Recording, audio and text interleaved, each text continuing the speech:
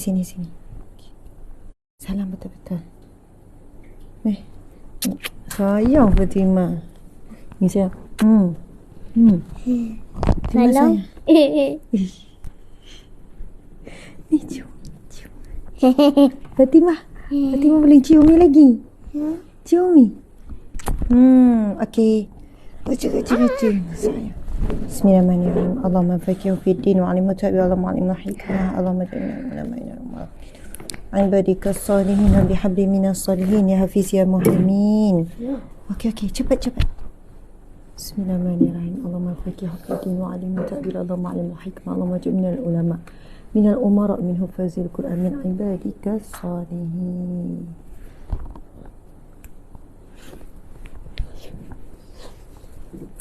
Okey. Sini cepat. Lewat dah cepat.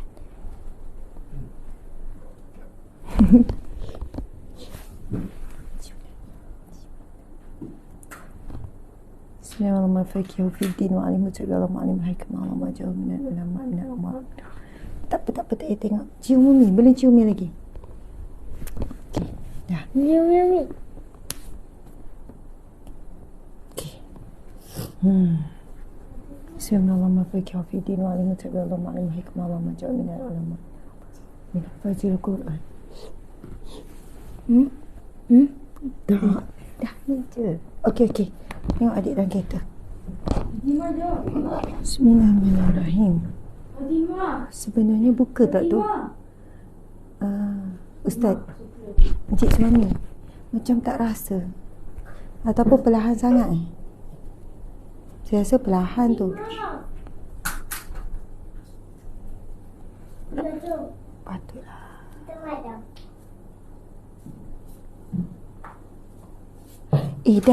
Dah lukis. Tak ada bateri. Ada. Tapi dia tak ni. Okay.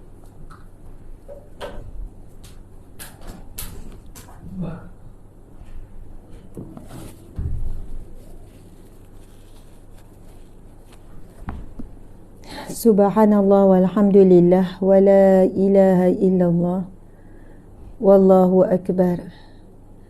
Oh, bukan tangan kiri. Ada yang tanya, Ustazah, salam tangan kiri. Tak, kamera ni kamera depan, jadi dia nampak terbalik.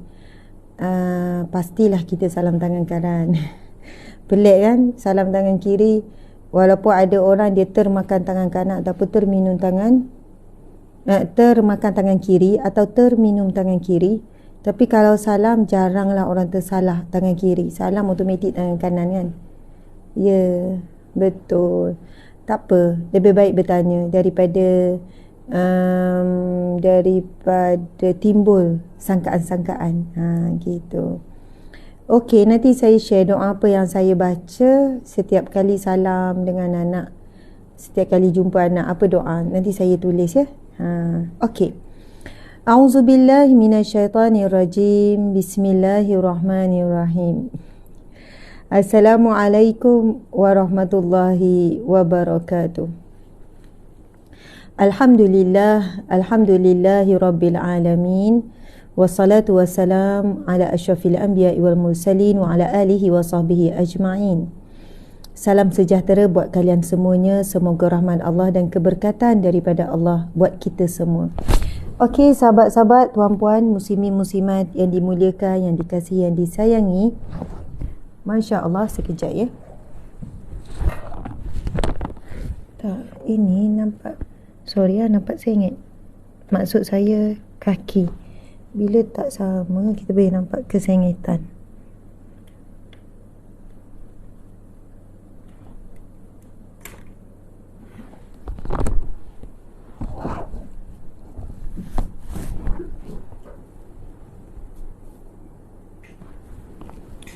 Kenapa? Ada suara tak jelas? Okey ya, semua suara saya jelas. Boleh dengar dengan baik ya. Okey.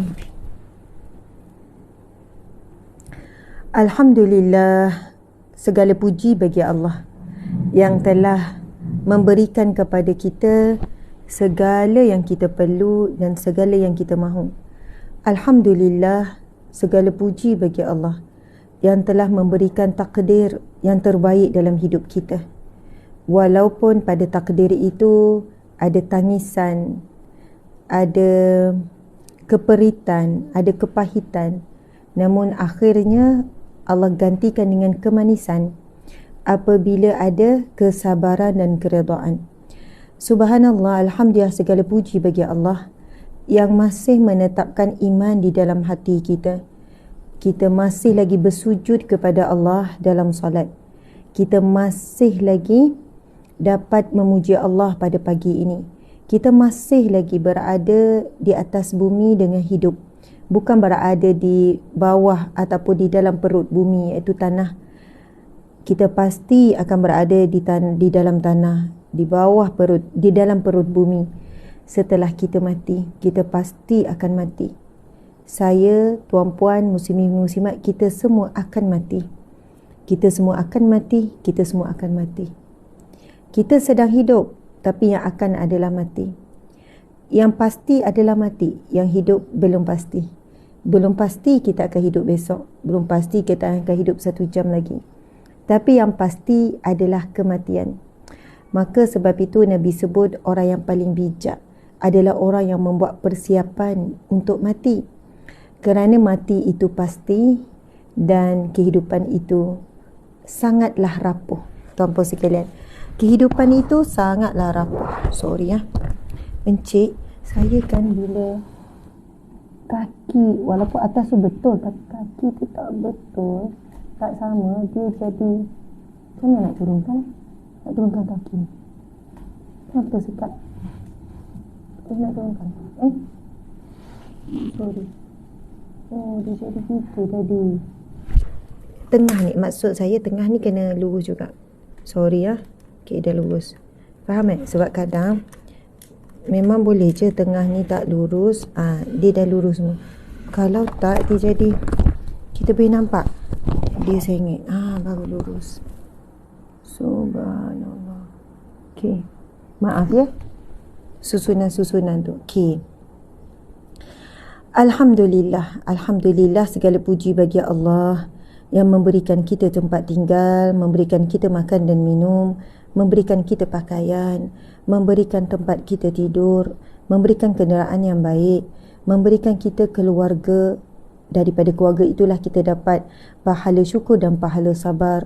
Memberikan kepada kita kawan-kawan, pekerjaan, walaupun pekerjaan yang sedang kita lalui ataupun sedang kita uruskan sekarang ini penuh dengan ujian, namun syukurnya kita ada pekerjaan, tuan-puan sekalian. Walaupun gaji itu sangatlah sedikit, walaupun pekerjaan itu tidak mencukupkan keperluan kita, namun cuba lihat di negara-negara lain, cuba lihat sahabat kita di Gaza, Palestin. Cuba buka mata kita, lihat kehidupan di dunia luar sana. Mereka ada juta tapi tak ada pekerjaan. Jutaan tidak ada pekerjaan di tempat yang sama. Saya baru tengok apa yang berlaku di Haiti. Ini adalah negara yang dekat dengan, Encik, Haiti ni dekat dengan Somalia, Uganda. Dia benua Afrika ke Haiti? Bayangkan ya, dengan pergolakan politik, ada banyaknya rusuhan, gangsterism, mereka di satu-satu tempat memang dahsyat lah. Pekerjaan tu tak ada untuk jutaan. Mereka makan lumpur, dijadikan biskut. Memang betul-betul tanah, lepas tu campur dengan air, bagi keras, lepas tu makan biskut. Akhirnya mereka akan mati. Mereka akan menghidapi pelbagai penyakit. Kanak-kanak mati dalam keadaan yang sangat menyayat hati. Lepas tu berlaku rusuhan di mana-mana. Semua perniagaan pun lumpuh. Contohlah perniagaan kedai runcit, sebab ia dirempuk oleh orang-orang yang kelaparan. Semualah. Akhirnya nak buat perniagaan pun tak boleh, pekerjaan pun tak ada. Hari-hari mereka makan rumput, kayu, mereka makan tanah. Dan akhirnya mereka meninggal dalam keadaan sebegitu. Adalah bantuan daripada luar yang bawa nasi, tapi tak dapat setiap hari dan tak dapat cover semua. Yang saya sedih tengok bila ada, ialah banyak kampung, bukan sikit, banyak kampung yang buat biskut Tapi sebenarnya bukan biskut makanan, dia adalah biskut lumpur. Sebab daripada perut dia kosong lalu pedih menggelupur sakit, mereka isi perut dengan tanah. Dan itu bukan makanan, itu adalah tanah, tuan-puan sekalian. Sebab itu saya suka mengingatkan, sebenarnya kita ini Allah dah beri terlalu banyak nikmat. Namun kerana kita sering menghitungkan ujian, lalu nikmat dilupakan. Apabila kita terlalu banyak menghitung dan memberi fokus kepada ujian, nikmat lalu dilupakan. Nikmat dilupakan, itu memang hakikatnya. Allahu Akbar. Sedangkan bila kita menghitung nikmat, tak terhitung. Itu firman Allah, wa in ta'uddu ni'matallahi la tuhsuha. Sekiranya kamu menghitung segala nikmat yang Allah beri, segala nikmat yang diberikan, kamu tidak akan mampu menghitungnya. Tuan-puan sekalian, cuba hitung nikmat yang Allah beri semalam. Nikmat yang terlalu banyak. Dalam kita sedih-sedih tu, down tu, kecewa tu, tak tentu arah tu. Lagi kalau tak ada ujian semalam, tak ada ujian yang berat-berat. Nikmat apa Allah beri? Daripada seawal kita bangun tidur, kita boleh berjalan. Ramai mana di atas dunia tak boleh berjalan. Kita boleh melihat. Ramai mana manusia tidak boleh melihat, buta matanya. Kita boleh mendengar, kita boleh bercakap, kita boleh bersujud. Kita ada air, tuan-puan sekalian. Tuan-puan boleh tengok, cuba cari gambar. Di Afrika, kanak-kanak di sana menunggu-nunggu air kencing daripada kerbau lembu. Mereka menunggu-nunggu di belakang kerbau tu, ada gambar tu yang dapat hadiah Nobel tu. Sebab apa? Terlalu dahaga. Purata hujan yang turun terlalu sedikit. Setahun mungkin satu kali je. Lepas tu nak dapat boreng air daripada tanah, perlu digali beratus-ratus meter. Dan mereka tak ada duit pun nak buat. Mereka tak ada sumber air. Mereka perlu berjalan 10 km. Kita kat rumah ada air pipe yang keluar sampai ke rumah. Lalu kita buka sebesar-besarnya membazir sebab kita yang bayar, kita cakap. Mereka mengalami krisis air itu sepanjang hayat mereka. Sepanjang hayat. Mereka melalui kesukaran tiada air, masih lagi buang najis, buang air di dalam hutan. Mereka tak boleh buat tandas, no point buat ada tandas. Itu pengalaman saya sendiri bersama encik suami dan tim. Pergi ke mana? Pergi ke Ghana, benua Afrika. Kami pergi ke pedalaman, perjalanan lebih 24 jam. Jauh pergi ke pedalaman. Yang kami tahu di sana ada perkampungan umat Islam yang berada di pedalaman. Sebab Ghana ni 30% saja umat Islam. Umat Islam kebanyakan duduk di pedalaman yang tak ada elektrik, yang tak ada sumber air. Bila kami nak buat, bila kita buat, bila kita buat untuk perigi korek, kos sangat tinggi. Satu perigi korek lebih kurang dalam hampir 30,000 Malaysia. Sebab kita perlu tarik wire untuk elektrik, generator. Kita perlu bawa semua mesin-mesin itu jarak yang sangat jauh. Kos sangat tinggi. Lepas tu kalaulah, contoh di Malaysia ni, kalau kita korek tanah untuk buat boring ataupun perigi korek, mungkin dalam 50 meter dah dapat. Tapi di sana beratus meter. Lama prosesnya barulah jumpa air. Dan air mereka tak seperti air kita. Dari segi bersih ke, dari segi banyak ke. Mereka dapat air, umpama dapat emas. Bagi mereka emas tu tak ada nilai. Mereka nak buat apa dengan emas? Mereka nak jual pun tak ada siapa nak beli. Mereka pun tak pakai. Air itu lebih daripada emas. Kami, alhamdulillah, hasil sumbangan tuan-puan sekalian. Ini projek yang kita buat tahun 2022. Tahun 22. Kita minta tim boleh up balik lah. Boleh up balik video-video. Sebab itu sangat nostalgic. Subhanallah, sangat-sangat nostalgic tuan-puan sekalian. Allahu Akbar. Kita agihkan Al-Quran, mereka berebut macam nak dapat duit $1,000, $2,000. Mereka berebut, bergaduh-gaduh sampai bertumbuk lah anak-anak tu berebut nak Al-Quran. Sebab di satu surau, mereka ada satu Al-Quran untuk berkongsi 30-40 orang. Di satu sekolah, satu kelas, mereka ada pelajar 40 orang contoh dalam kelas. Al-Quran ada 2-3 yang mereka hari-hari bergilir. Mereka tak ada Al-Quran untuk setiap orang. Allahu Akbar. Tuan-puan sekalian, kita kat rumah ada berapa Al-Quran? Kita ada berapa Al-Quran dekat rumah? Kat rumah kita ada lebih kurang 10 Al-Quran tapi langsung kadang tak baca. Ada 2 orang je dalam rumah, ada 5 orang je, tapi Al-Quran seorang tu boleh 3, tapi kita tak baca. Kami pergi ke satu kampung, kami bawa Al-Quran mula-mula dalam 30. Kami ingat biasa je, sebab kita bukan bawa makanan. Bila kami keluarkan, okay, this is Al-Quran, who want this, who want Al-Quran, datang remaja-remaja, kanak-kanak ni, please give it to me, please, dengan menangis-nangis, please, bergebuk-gebuk, sampai kita tak terfikir masa tu, macam mana ni? Kita tak terfikir masa tu, tuan-puan sekalian, tak terfikir mereka akan berebut Al-Quran sampai begitu. Kita macam kaget lah. Lepas tu kan, yang tak dapat menangis-nangis, lepas tu mereka duduk bertumbuk, kumpulan sebab nak rebut Al-Quran. Kita kata, please, esok kami bawa lagi. Esok kami bawa dalam 300. Kita cari Al-Quran dekat Ghana tu. Bukannya banyak sumber. Kita pun cari sampai dapat 300. Esok kita pergi kampung yang sama, kita bawa Al-Quran 300. Kita ingat 300 sudah cukup. Bila sampai je, please, saya nak beri pada ibu saya. Please, saya nak beri pada adik saya. Masanya seorang nak 2-3. 300 tu 10 minit sekejap je habis. Tak sampai 10 minit, 5 minit kot. Lepas tu kita cakap, nanti. Esok kami datang lagi. Sampai 3 kali berturut kami pergi kampung yang sama. Bila kami cakap esok pukul 5 petang contohnya kami datang bawa Al-Quran. Bila kami sampai, beratur dah panjang. Orang tua, orang muda, panjang beratur. Sampai turun dah macam ketua kampung lah, apalah, sebab dia kata, awak macam, saya bimbang keselamatan awak juga. Sebab diorang ni memang mengharap sangat Al-Quran. Tuan-puan sekalian, anak-anak di situ, contoh darjah 4, darjah 5, bila kita kata, please recite Al-Quran, I want hear from you.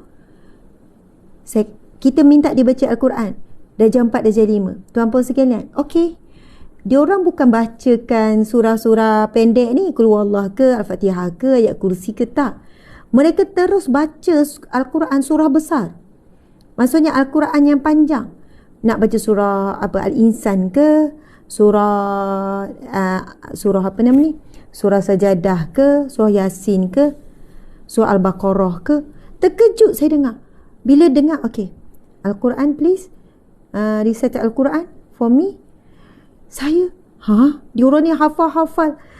Tetapi diorang berkongsi. Sebab itu diorang ni macam berebut-rebut nak Al-Quran. Sebab mereka berkongsi, mereka bersungguh-sungguh menghafal Al-Quran. Umat Islam di Ghana, di beberapa kampung yang sekolah mereka bawah pokok, sekolah mereka sangat uzur. Tak macam sekolah. Tak ada kipas, dalam panas terik, kipas tu memang tak ada lah. Sekolah memang buruk lah. Kemudahan memang langsung tak ada lah. Rumah-rumah pun kayu, memang tak ada apa. Tuan-puan sekalian, sebab itu saya mulakan mukadimah syukur. Syukur tuan-puan sekalian.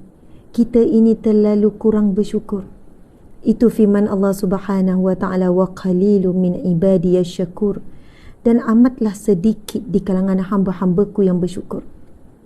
Kita menghitung susah, payah, perih, penat. Asyik nak rehat. Dalam kepala nak rehat. Kerja banyak tak siap. Kerja banyak lagi tergantung. Ada banyak kita belum buat sehabis baik. Ada banyak lagi benda yang kita boleh buat. Tapi kita tak buat sampai siap. Tak buat sampai yang terbaik. Tapi kita merungut, penat. Dalam fikiran kita nak rehat. Kerja banyak lagi. Akhirnya kita rasa hidup kita tak gembira. Kita rasa hidup ni tentang kerja je. Padahal kerja itulah kehidupan. Ada ramai orang nak kerja, tak ada kerja. Subhanallah. Allahu Akbar.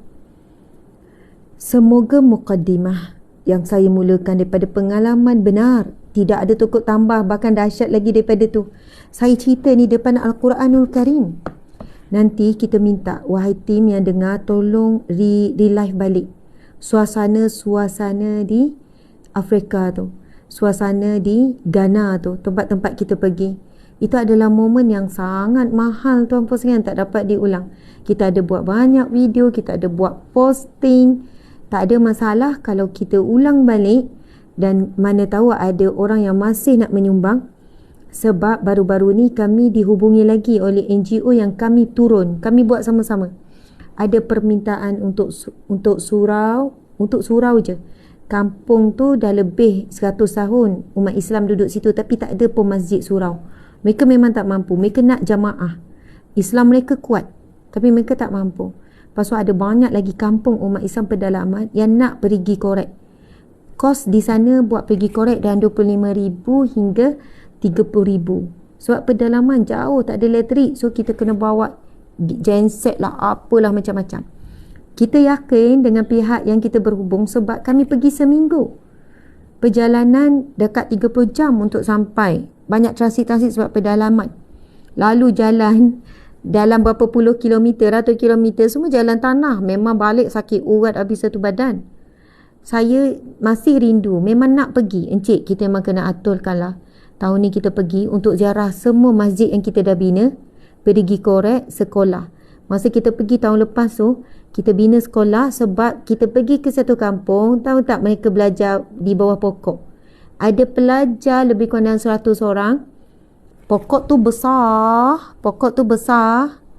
Kemudian ada 3 kelas. Bayangkan ada 3 kelas keliling pokok.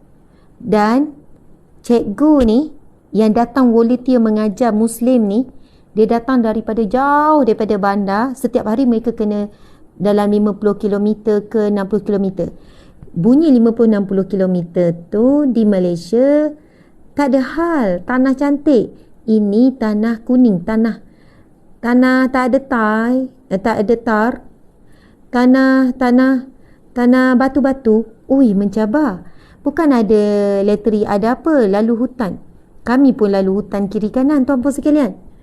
Bila sampai sekolahnya bawah pokok besar, yang mana satu kelas duduk sini, satu kelas sini, satu kelas sini. Semua menghadap pokok. Dan pada pokok tu lah ada papan hijau. Dan papan hijau tu mereka kongsi-kongsi. Ada satu je papan hijau. Lepas kelas ni guna, kelas ni pula guna. Lepas kelas ni guna, kelas ni pula guna. Di situ kami bina sekolah. Hasil daripada infak tuan-puan sekalian. 1 sen pun kami tak ambil. Semua. Dan mereka masih hubungi dalam bulan lepas, Encik. Bulan lepas, 2 bulan lepas. Sebab kos yang kita bagi tak cukup kan, Encik? Sebab tak cukup. Maksud bila mereka bina, kos naik apa mereka minta. Lepas tu dana kita pula tidak mencukupi. Dana SAC dah habis. Jadi saya rasa ada hikmahnya lah kita mulakan mukadimah seperti ini. Dan tim pun tak ada kongsikan ni. Tak ada lagi ni Pimpos ke apa ke. Siapa yang masih nak menyumbang kepada gerak kerja dakwah yang kita buat di Ghana, Afrika. Sebab lepas tu maklumat yang nak bina surau dekat Sarawak tu macam mana, Encik? Tak apa, sumbangan anda boleh berikan melalui NGO Sahabat Amal Kek yang kita kongsikan nombor akaun tu. Kami sekarang sedang menyiapkan surau di satu kampung yang mana ada lebih kurang 2,000 penduduk di Sarawak, di sebuah kampung pedalaman Sarawak. Hari tu kan kita pergi Sarawak. Lepas tu adalah imam kampung ni minta dengan kita sebab dia kata dulu ada masjid, lepas tu masjid tu rosak. Dan masjid tu kena roboh dah lama sangat, mungkin tak boleh guna dah. Dah hampir 2 tahun tak ada solat jamaah di kampung tu. Tak ada azan. Dah 2 tahun dah tak buat tarawih. Masa kita Sarawak baru ni, dia minta sangat. Kata Ustazah, sempat lagi ni kalau kami orang kampung nak bina surau yang simple je. Asal ada atap, asal ada dinding je. Bukan nak buat cantik-cantik. Buat simple kosong. Sebab kami rasa bila tak ada solat Jumaat, tak ada azan ni, macam-macam masalah sosial dekat kampung ni. Orang muda. Dan kesian orang tua yang nak solat jemaah, yang nak dengar azan. Dah tak ada majlis-majlis ilmu, tak ada dah. Sebab memang 2 tahun dah. Oi, dengan menanangi minta bila kita kata InsyaAllah kita buat. Ya Allah, terima kasih Ustazah. Kami dah usaha macam-macam cara. Semua dalam kampung tu, pedalaman, semua susah, miskin. Macam mana nak buat? Jadi, tuan-puan yang dihormati lagi dikasihi, saya belum nampak tak ada yang pimpos lagi ni. Saya tak tahu tim ada tak sebenarnya. Tim respon tak saya tak nampak lagi orang share maklumat SAC ataupun akaun ke, tak ada ni. Ya. More info please untuk sumbangan. Nombor akaun Ustazah, tak ada orang pimpos lagi dekat ruangan komen di FB, di TikTok. Pakai kontena. Ya, betul. Kita buat surau pakai kontena. Betul juga. Baru segera siap. Betul. Kita boleh bincang. Ada akaun tu, saya tengah tunggu. Sebab saya dah cerita lebih 10 minit, 5 minit dah. Kalau Encik tengok dekat FB, tak ada orang pin lagi ni. Saya tak tahu. Tim ada respon dah. Dekat TikTok, dekat IG, semua tak ada yang share lagi maklumat. Okey, macam ni lah. Nanti di hujung, terus hantar ya kepada saya maklumat untuk SAC. Maklumat untuk SAC. Tuan-puan dimati Allah sekalian. Maybank kan? Ya, sahabat amal care. Ayah, tak ada lagi ni. Baru ada. Infak buat gerak kerja dakwah di bawah NGO sahabat amal care. Infak buat kerja dakwah dan kemanusiaan di bawah NGO sahabat amal care. Okey, di FB dah ada dah. Nanti di TikTok dan juga di bio, di IG, tengok di bio. Dan kita ada share dah tu. Tim ada mula share dah tu. Share nombor telefon sekali sebab ada orang nak hubungi sebab dia nak confirmation. So share nombor telefon sekali. Kita serahkan urusan ni di bawah Ustaz Haikal ya. Urusan ni Ustaz Haikal take note ya. Dan GM yang terlibat dan yayasan. Ini di bawah yayasan dan juga kita minta untuk pengumpulan dana, report apa semua di bawah Ustaz Haikal ya. Okey, dah ada dah tu. Alhamdulillah. Subhanallah. Okey, tuan-puan yang dihormati lagi dikasihi. Kita belum buka majlis lagi. Kita mulakan dengan bacaan Ummul Kitab Al-Fatihah. A'udzu billahi minasyaitonir rajim. Bismillahirrahmanirrahim. Alhamdulillahi rabbil alamin.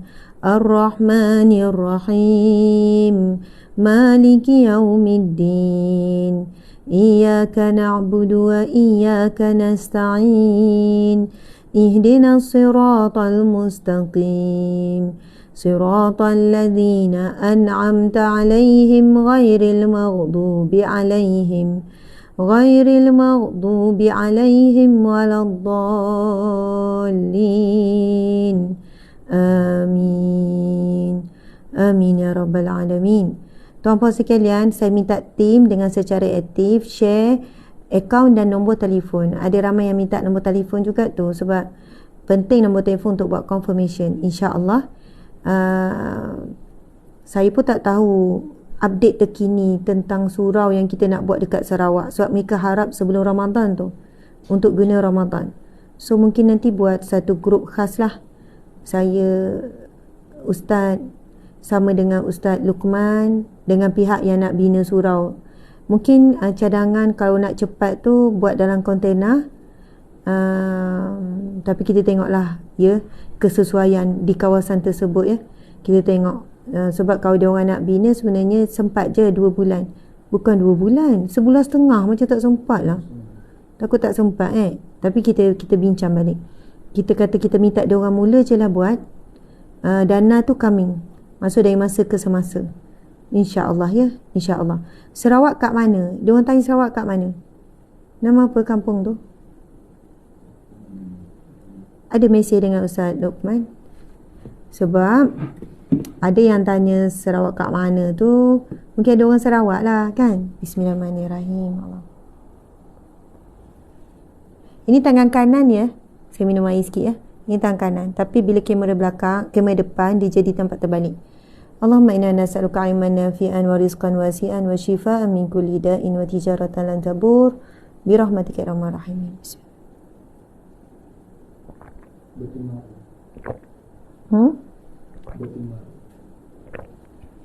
Kampung Benting Maro. Kampung Benting Maro. Benting Maru. Macam itulah. Di Sarawak. Asalnya ada masjid tu dah lama rosak, tak boleh diruntuhkan. Maksudnya Tapi proses untuk bina semula tu dah 2 tahun tak ada proses, tak ada bina-bina. Jadi pihak kampung minta nak tunggu sementara dibuat masjid tu, minta ada surau sebab tak tahu, tak nampak batai hidung, tak nampak apa-apa progress lah macam tu. InsyaAllah Syah Fauzi, saya dipermudahkan jawab final exam InsyaAllah. Yang sedang ambil exam di universiti dan juga SPM, InsyaAllah dipermudahkan. Okey, Alhamdulillah, Subhanallah. Muslimin muslimat, wahai umat Islam sekalian, di Sabah Sarawak kita adalah secupak dalam segantang. 20 ke 30% je umat Islam. Yang paling besar adalah Kristian, dan lepas tu lain-lain agama. Dan Islam adalah agama yang paling sedikit lah. Umat Islam 30%, 20 ke 30% saja di Sabah Sarawak. Sebab itulah kita perlu bantu saudara Islam yang terdekat ni dalam negara kita ni. Kami bila turun Sabah Sarawak, kami takkan turun untuk tour ceramah je. Kita akan buat banyak program ke pedalaman, ke rumah-rumah panjang dan ke kawasan kampung umat Islam. Masya Allah. Jadi Alhamdulillah, dengan itu kita boleh lihat sendiri dan rasai kesusahan mereka dan harapan mereka. Jadi insya-Allah untuk berkembangnya Islam di sana Sabah Sarawak sangat besar, sangat luas peluang kita. Dan mereka sangat mudah sebenarnya menerima Islam, hanya perlu kita perkenalkan, dekati mereka dan sebagainya. Ya Fatifry.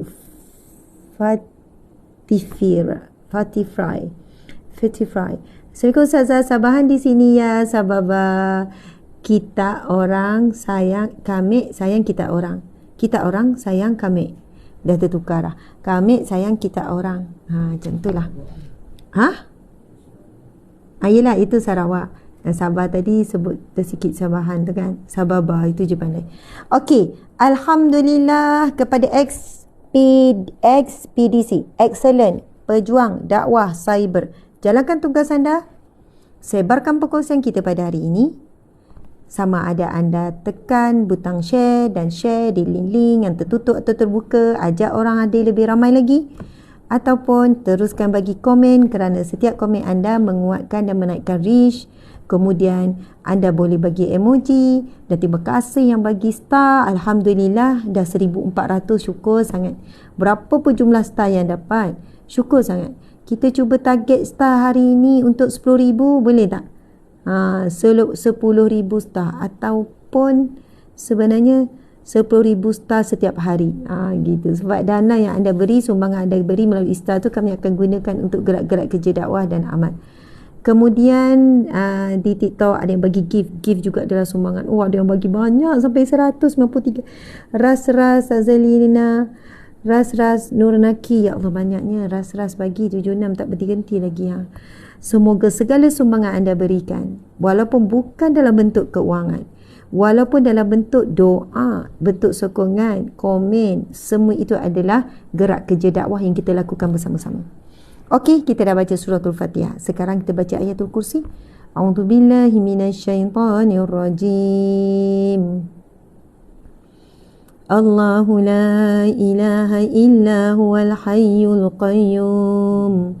لا تأخذه سنة ولا نوم له ما في السماوات وما في الأرض من ذا الذي يشفع عنده إلا بإذنه يعلم ما بين أيديهم وما خلفهم ولا يحيطون بشيء من علمه إلا بما شاء وسع كرسيه السماوات والأرض ولا يؤوده حفظهما وهو العلي العظيم صدق الله العظيم. Okey, tuan-puan sekalian, kita boleh bila kita buat infak atau sedekah, kita niat hajat kita, boleh. Tak kata salah, tak kata berdosa, boleh. Memang benar kita sedekah mengharapkan redha Allah, mengharapkan pahala dan ganjaran daripada Allah. Namun kita boleh berhajat dengan sedekah kita. Contohnya ialah, ya Allah, moga sedekahku ini mengangkat sakitku, ya Allah. Ya Allah, moga dengan sedekah yang aku ikhlaskan kerana-Mu, Ya Allah, maka Engkau lapangkan rezekiku, Ya Allah. Moga sedekah yang aku berikan mengharapkan redha-Mu ini, Ya Allah, Kau pemudahkanlah urusan anakku mengambil SPM ataupun sedang exam, final year, apa-apalah. Boleh tuan-puan sekalian. Tidak ada larangan untuk bertawasul dengan ibadah kita. Bahkan itu disebut. Itu memang disebut dalam hadis yang sahih. Kisah 3 orang lelaki yang bertawasul dengan amal solehnya. Yang bertawasul dengan amal solehnya. Lalu Allah kabulkan permintaannya immediately. Allah kabulkan permintaannya pada waktu itu juga. Pernah dengar tak kisah tu? Saya dah cerita dah beberapa kali. Dan kisah itu terakam di dalam kitab Riyadhus Salihin. Dalam kitab kita ni ada kisah yang panjang tersebut dan kita dah lepasi dah kisah tu. Nak ke saya cerita sekali lagi? Puasa nazar macam mana pula? Wajib. Puasa nazar wajib. Ya, contohlah kita bernazar. Bernazar ni sebelum kita dapat. Ya Allah, sekiranya. Ya Allah, aku bernazar, Ya Allah. Kita mohon dulu. Ya Allah, aku mohon kepadamu, Ya Allah. Berikanlah kepada anakku, Ya Allah, sekurang-kurangnya 5A. Contoh, anakku dapat straight A, Ya Allah, berikanlah dia straight A, Ya Allah.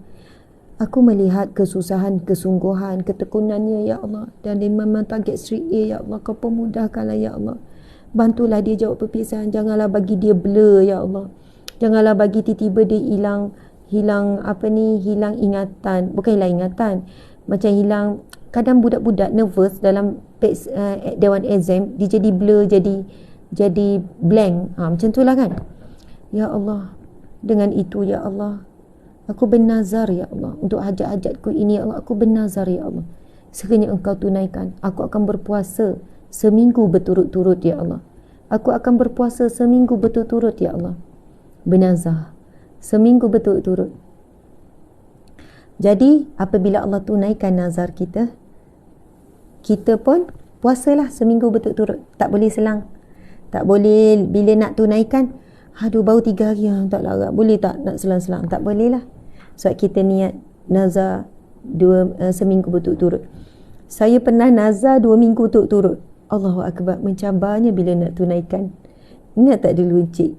Saya bernazar tu hajat yang berkaitan dengan Encik lah. Urusan-urusan masa kita pergi sana tu. Saya nazar 2 minggu masa tu. Allah Akbar, mencabarnya nak puasa nazar. Tapi nazar adalah wajib. Wajib. Lepas tu saya juga selalu bernazar apabila ada hajat-hajat yang besar dengan Allah Subhanahu Wa Taala buat nazar. Lepas tu dah rasa dah perit bila niat berturut-turut, buat umum je. Nazar puasa contoh 2 minggu, contoh 1 minggu, tapi tak buat syarat berturut-turut. Macam tu lah. Tapi berturut tu lagi berat, maka lagi besarlah pengharapan kita kepada Allah. Nazar boleh selain daripada puasa, semua boleh, asalkan ibadah. Contoh bernazar untuk bersedekah seekor lembu kepada asnaf fakir miskin. Bernazar untuk sedekah 5,000 contoh. Bernazar untuk solat tahajud contoh, berturut-turut selama sebulan tanpa tinggal. Kalau tinggal 1 malam, dah kena ulang balik untuk 30 hari. Contoh begitulah. Niat puasa nazar, kita boleh je okey, kalau sebut puasa nazar ya. Kalau sebut puasa nazar, niat je sahaja aku puasa nazar kerana Allah. Niat je sahaja aku puasa nazar kerana Allah. Nanti saya tengok Encik, saya perlukan maklumat pasal nazar. Encik boleh ambil phone saya, sorry ya. Nanti kita lupa kita pernah bernazar macam mana Ustazah. Okey, bernazar nanti sekejap. Mana boleh nazar karaoke, benda yang haram tak boleh lah. Nazar yang wajib tak boleh lah. Nazar ada benda-benda sunat. Nazar puasa 5 waktu, puasa Ramadan tak boleh. Bila kita nazar, kemudian kita lupa untuk menunaikannya. Sekejap ya tuan-tuan sekalian.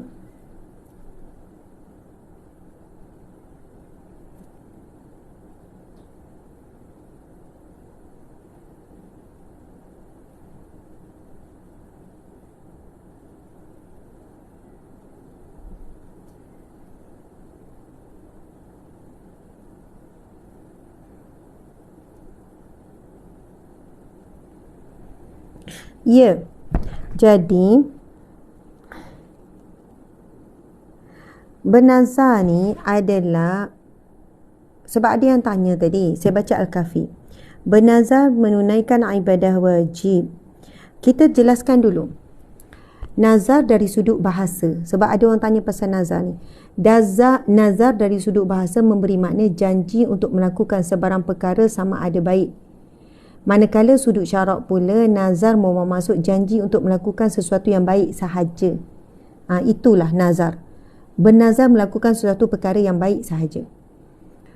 Iltizamu qurbati lam tata'ayyani fi syar'i imma mutlaqan aw mu'allaqan ala syai'. Mewajibkan atas diri sendiri suatu perbuatan yang mendekatkan diri kepada Allah yang ditentukan dalam syarak, sama ada secara mutlak ataupun mentaklikkan, yakni mengaitkan dengan sesuatu perkara. Nazar adalah mewajibkan satu amalan ibadah yang pada asalnya tidak wajib dilakukan. Itulah asalnya. Subhanallah. Nabi SAW bersabda, dari Abdullah bin Umar bin Al-Khattab, Islam bangun di atas 5 perkara. Jadi yang wajib tu tak. Maka nazar adalah mewajibkan sesuatu yang sunat sebagai tanda kesyukuran di atas hajat yang ditunaikan. So siapa bernazar, kalaulah suami dapat naik pangkat, ya Allah aku bernazar, suami pun bernazar sama untuk menunaikan umrah pada tahun ini. So dia kena usahakanlah tunai umrah. Dia kena usahalah. Jangan dah naik pangkat, tak usaha.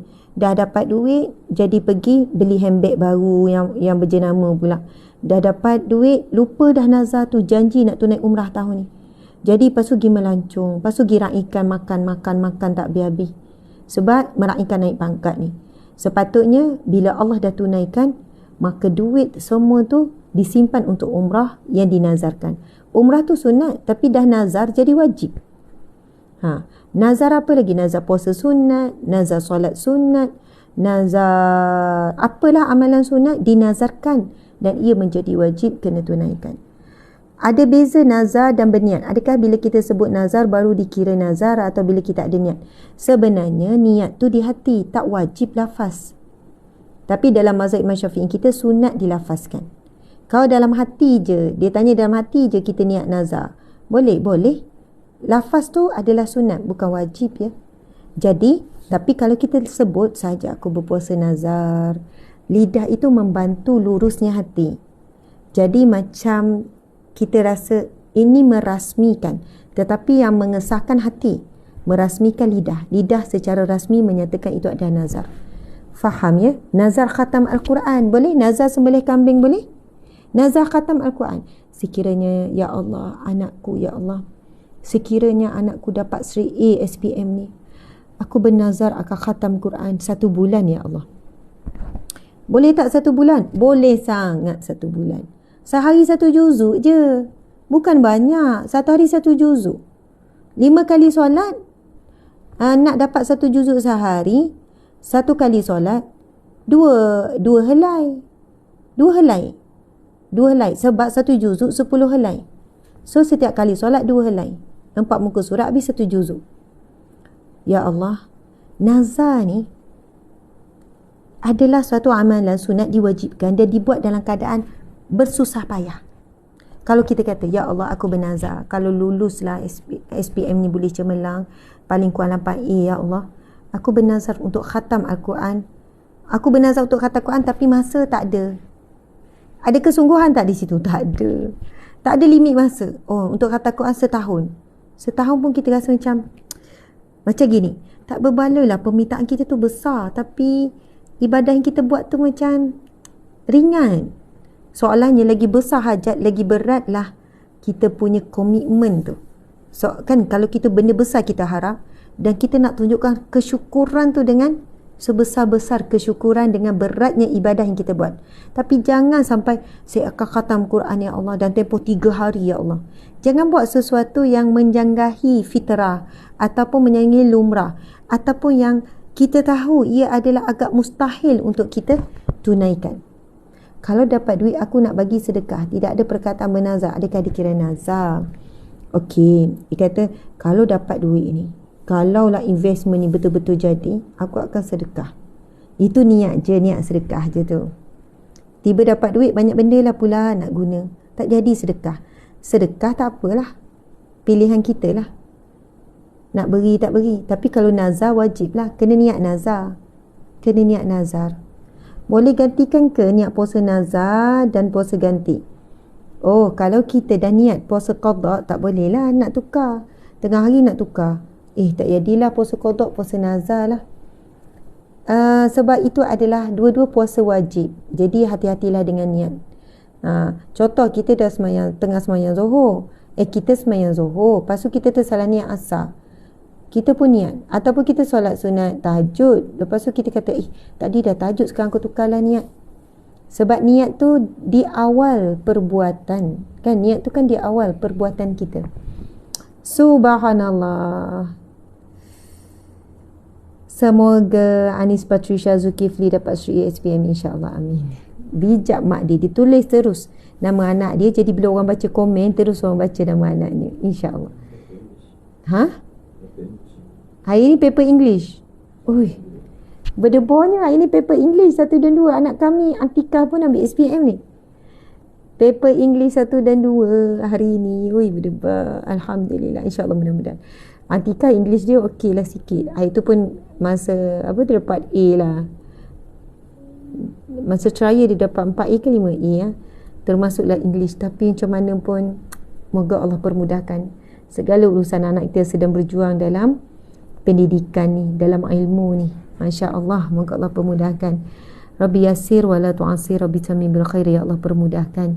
Janganlah engkau sukarkan ya Allah, dan sempurnakanlah, sudahkanlah urusan anak-anak kami menjawab perpisaan dengan sempurna, dengan baik ya Allah. Amin ya rabbal alamin. Subhanallah. Subhanallah. Okey, kalau saya layan soalan, tak jadi kita baca Quran ni, tak jadi kita kuliah ni. Soalan non-stop. Soalan memang best. Soalan bila kita layan 1-2, dia akan berjangkit soal. Sekarang kita nak fokus kepada kuliah kita. Saya tak nampak berapa kehadiran di FB, minta maaf. Makasih, star di FB dah makin naik 3,000 lebih. Kita target 10,000 sehari. Jadi sahabat-sahabat di FB, cuba, ada orang tak tahu nak bagi star macam mana. Boleh kongsikan cara-cara. Star tu, setiap 1 star 20 sen. Setiap sen tu kami akan manfaatkan untuk gerak kerja dakwah dan amal serta kerja-kerja kemanusiaan. Okey, tuan-puan, muslimin-muslimat yang dihormati sekalian. Sekarang kita akan menyambung bacaan Al-Quran kita. Kita nak baca apa? 3 kul 3 kali. Niatkan untuk anak-anak kita, untuk suami, untuk ibu, ayah, niatkanlah bacaan kita. Hadis Nabi SAW, hadis yang sahih. Barang siapa, Nabi bersabda, barang siapa yang membaca Qul huwallahu ahad dan al-mu'awwizatain, iaitu Qul huwallah dan Qul a'udzu birabbil falaq. Qul huwallah, Qul a'udzu birabbil falaq dan Qul a'udzu binnas, sebanyak 3 kali waktu pagi Nabi kata, dan 3 kali pada waktu petang. Maka Allah akan mencukupkan baginya dari segala sesuatu. Dan ada dalam hadiah yang berkata, cukuplah baginya segala sesuatu. Allah akan mencukupkan segala sesuatu dengan baca 3 kul ini. 3 kul ini 3 kali. Allah akan mencukupkannya daripada segala sesuatu. Segala sesuatu itu lalu disyarah oleh alim ulama, ataupun ada dalam hadis lain yang menjelaskan Allah akan memberikan perlindungan daripada segala sesuatu. Gangguan manusia, jin, syaitan, iblis, orang yang berhasad dengki, orang yang bermata ain. Dan Allah akan mencukupkannya dari segala sesuatu tu Dan Allah akan mencukupkannya rezekinya, kasih sayang yang diperlukan, perhargaan yang diperlukan, kesihatannya. Allah akan mencukupkannya daripada segala sesuatu yang diperlu. Apa yang kurang dalam hidupnya akan dicukupkan oleh Allah. So, kita baca 3 kul 3 kali. Bismillahirrahmanirrahim. Qul huwallahu ahad, Allahus samad, lam yalid wa lam yulad, wa lam yakul lahu kufuwan ahad. Bismillahirrahmanirrahim. Qul huwallahu ahad, Allahus samad, lam yalid wa lam yulad, ولم يكن له كفوا أحد بسم الله الرحمن الرحيم قل هو الله أحد الله الصمد لم يلد ولم يولد ولم يكن له كفوا أحد. Yang tanya boleh baca tak uzur, haid ataupun nifas? Jawapannya boleh. Bacalah. Ini adalah doa daripada Al-Quranul Karim, yang mana Nabi sebut daripada hadis, banyak dalil tentang fadilat 3 kul. Mana-mana ayatul Quran ataupun surah-surah pendek yang ada fadilat, itu dikira tergolong di kalangan doa, amalan, zikir. Jadi boleh baca. Niat baca zikir, bukan niat baca Al-Quran. Niat baca doa, niat baca doa perlindungan. Boleh baca ya. Kita dah 3 kali Al-Ikhlas. Sekarang 3 kali Al-Falaq. Bismillahirrahmanirrahim. Qul a'udhu birabbil falaq min syarri ma khalaq wa min syarri ghasiqin idha waqab wa min syarri naffatsati fil 'uqad wa min syarri hasidin idza hasad. Bismillahirrahmanirrahim. Qul a'udzu birabbil falaq min syarri ma khalaq wa min syarri ghasiqin idza waqab wa min syarri naffatsati fil 'uqad wa min syarri hasidin idza hasad. Bismillahirrahmanirrahim. Dah 3 kali Encik Qul a'udhu birabbil falaq min syarri ma khalaq wa min syarri ghasiqin idza waqab wa min syarri naffatsati fil 'uqad wa min syarri hasidin idza hasad. Bismillahirrahmanirrahim. Qul a'udhu birabbin nas malikin nas ilahin nas min syarril waswasil khannas alladhi waswisu fi sudurin nas minal jinnati wan nas. Bismillahirrahmanirrahim. Qul a'udhu birabbin nas malikin nas ilahin nas min syarril waswasil khannas alladhi waswisu fi sudurin nas minal jinnati wan nas. Bismillahirrahmanirrahim. Qul a'udhu birabbin nas malikin nas ilahin nas min syarril waswasil khannas alladhi waswisu fi sudurin nas minal jinnati wan nas. Sadaqallahul azim. Minum air. Ini tangan kanan ya, tapi kamera depan nampak terbalik. Bismillah.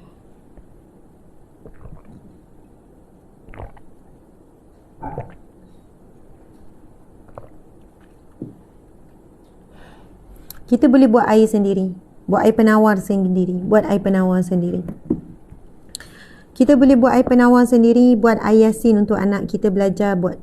Kita jangan mengharapkan ustaz, ustazah, tuan-tuan guru buat air doa.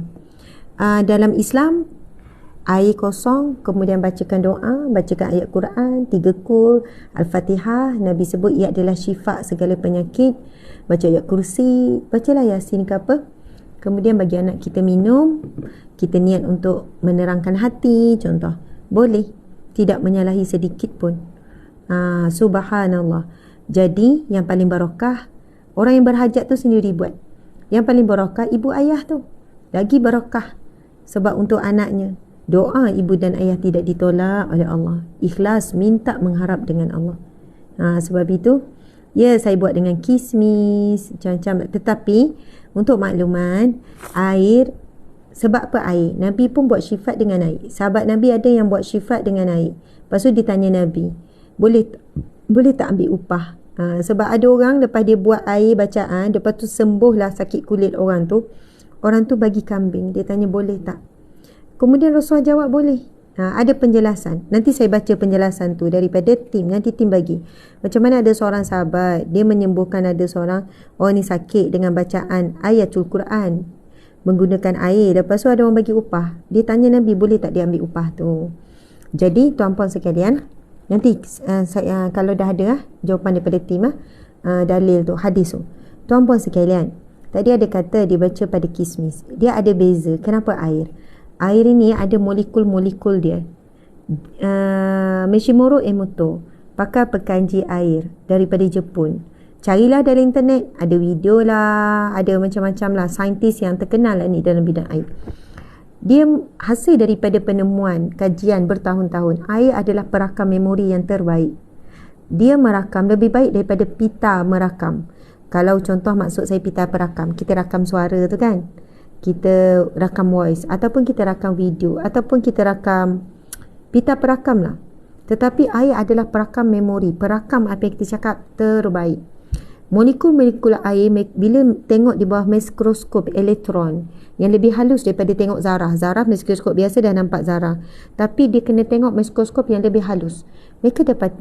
Beliau mendapati air ini ada molekul-molekul dia. Dia akan berubah dengan apa yang kita sebut. Kalau kita sebut yang negatif, kita sumpah selanah orang lain, ada air kosong, lepas tu kita minum, kita sebut orang bangang contohnya kan, lepas tu air tu, molekul air dah jadi hitam, pecah, berlumpur, kotor molekul. Air tu nampak putih biasa, lepas tu dia minum, itu namanya air bangang.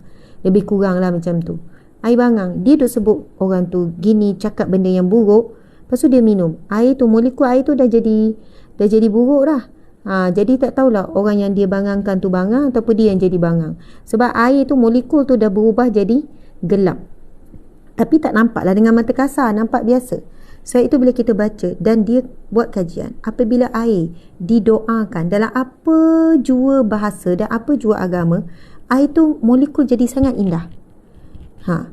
Maksudnya, apa-apa perkataan yang positif, apa-apa perkataan yang baik, dia akan keluar gelombang yang baik. Lepas tu jadi cantik sangat, molekul air jadi jernih, jadi macam kristal. Namun apabila dibacakan ayatul Quran, dibacakan doa di dalam Islam, dibacakan zikir, molekul air jauh lebih indah macam kristal yang tersusun kukuh. Dan apabila dikaji, air suci di seluruh dunia, daripada sungai Ganges, daripada tempat-tempat suci agama-agama, air-air di tempat suci, termasuk air Zam-Zam. Beliau dapati hanya air Zam-Zam saja, air yang tidak akan berubah dengan apa jua tekanan. Tak akan berubah dengan apa jua tekanan. Maksudnya kau cakap negatif macam mana pun pada air Zam-Zam, marah ke, cakaplah benda buruk-buruk, air Zam-Zam kristal yang paling kukuh, yang paling cantik, yang paling indah. Cakap apa negatif pun dia tak akan berubah molekul air, gelombang tu. Tuan-puan sekalian, saya cakap dari sudut sains ni tadi orang cakap ajaran sesat. Tuan-puan cari je Mishimoto Emoto, dan dia buat macam-macam pembentangan sana. Saya tak tahu beliau masih hidup lagi ke tak. Kajian. Sebab itu bila kita buat syifa, baca-baca apa semua, tim dah ada bagi belum Encik? Okey. Itulah Encik tolong ya. Sebab saya tak nak juga minta-minta tanya-tanya. Okey. Jadi tuan-puan sekalian, Masya Allah, sebab itulah dalam Islam ada syifa dengan air. Tapi bila kita buat, baca doa, cukup 3 kul ke apa, terus minum.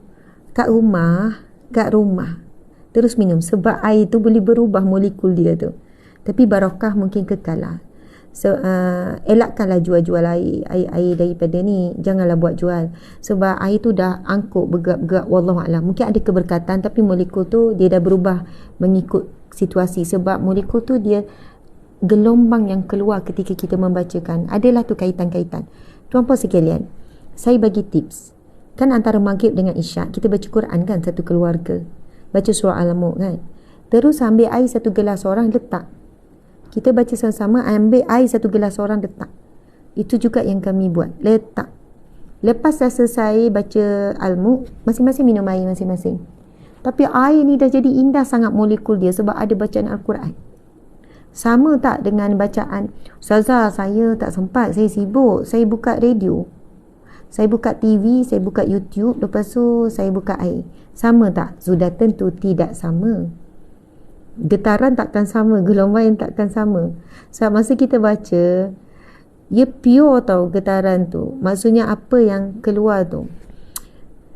Bila sebut getaran-getaran, janganlah rasa benda tu benda yang terus kita reject. Oh, Ustazah ni ilmu metafizik mengarut dah ni Ustazah ni. Ramai yang tuduh saya macam tu. Tuan-puan sekalian, kalau tak ada getaran, mana ada bunyi? Suara saya pun tak sampai kat tuan-puan sekalian. Semua ni ilmu getaran ni kan. Betul tak Encik? Bunyi dihasilkan bila kita cakap je kan, zara bergetuk untuk sampai. Kita belajar dan semua sains ilmu daripada Al-Quran. Ustazah, saya baca taklah lancar, tak ada masalah. Tak ada masalah, baca mangkat-angkat. Alhamdulillah. Tak ada masalah. Baca 3 kum rangkat-rangkat, tak ada masalah. Sebab ada hadis Nabi, barang siapa yang membaca Al-Quran merangkat-rangkat ataupun bersusah payah, berbata-bata, Nabi kata, baca Al-Quran susah payah ni, tak lancar Al-Quran ni, maka baginya 2 pahala. Nabi cakap 2 pahala baginya. Pertama, pahala susah payah baca Quran, tak reti pun baca, cuba paksa.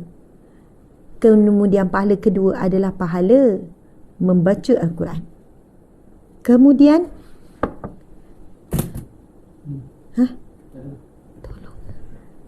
itulah maksud saya. Kan biasa dia orang terus bagi phone, saya terus baca.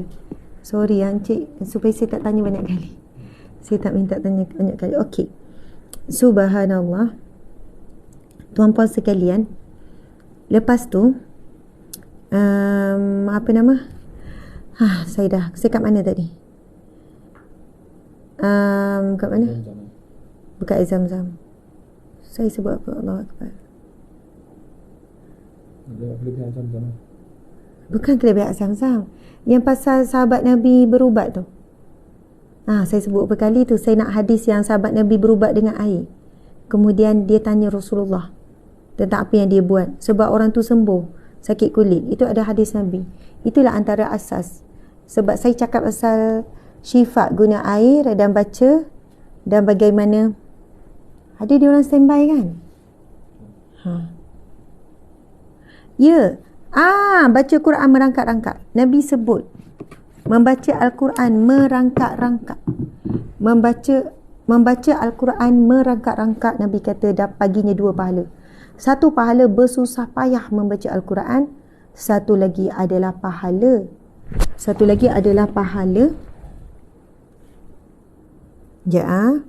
lagi pahala membaca Quran.